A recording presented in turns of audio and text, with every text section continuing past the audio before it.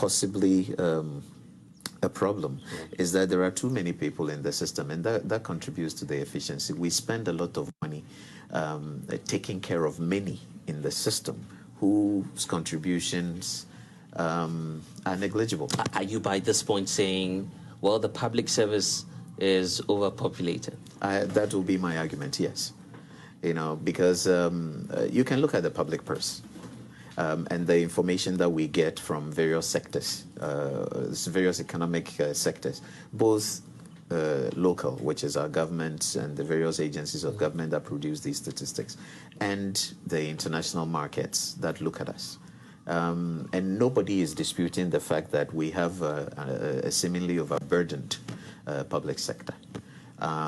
You know, so efficiencies, if we are to measure them by performance, you'd have people who are not doing anything really, but are still in the system. But tackling that challenge has been a headache for successive governments. Yes. I recall during the austerity measures under the NDC, were doing staff rationalization. That policy measure for some did not even fix the problem, and we're still where we are today. The public sector still being a big drain on the national budget. So do you have any solutions on that? I wish I did. It's a policy issue.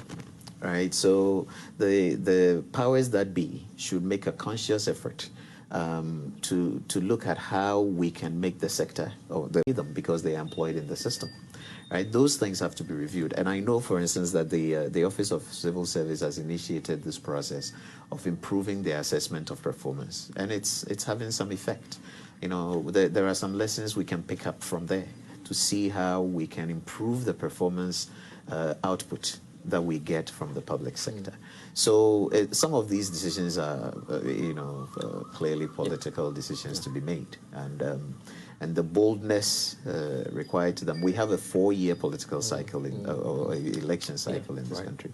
By the time you go through the exercise of identifying who should be redeployed, what was the term in the 1980s? Adjustments. Adjustments. Right. Your time is up and you have to go. And then the next government decides to not follow that path. And then they have to go back and essentially reinvent the wheel. So we have the cycle of constant assessments without implementation. You know, it's sad. And I say this, it's sad that people have to go home. You know, because what are they going to be doing? What are they going to feed their children with? How are they going to educate their children and all that? But it is sadder, I think, if we are not able to afford it, and for their benefit, the whole country suffers. You know, so, but if you ask them to go home, they are going to meet an outstanding number out there. Going back to the sense of entitlement related to that, the government doesn't owe anybody a job. In fact, really, nobody owes anybody a job. Really? Oh, no, I don't think so. But they promise the jobs. I don't owe any. That's a political thing. Right. Yeah, I don't owe anybody a job. The government doesn't owe anybody a job. It is up to us as individuals looking for jobs to find them or create them. Right? And again, we can look at economic history around the world. Prof, the statements you're making, quite a lot of people out there may not really get the message. I stand by it. Because you take a look at the manifesto of the political parties.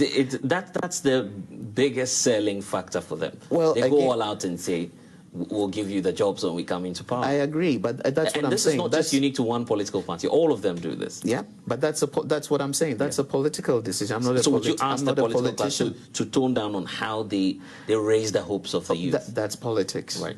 Yeah. So they can decide how they want to do that. Yeah. But I am not a politician. I'm speaking from a very pragmatic perspective. Yeah. I'm not going to promise anybody a job. Right. Because I don't think it is anybody's role to promise anybody a job. It is not my role. It is not the government's role to create these jobs. It is the individual. There is a certain kind of individual zeal, it's innate. I think it's innate. Right. Yeah, but we have not allowed that to manifest itself in our environment. We sent, this was in 2014, 2015, we sent some students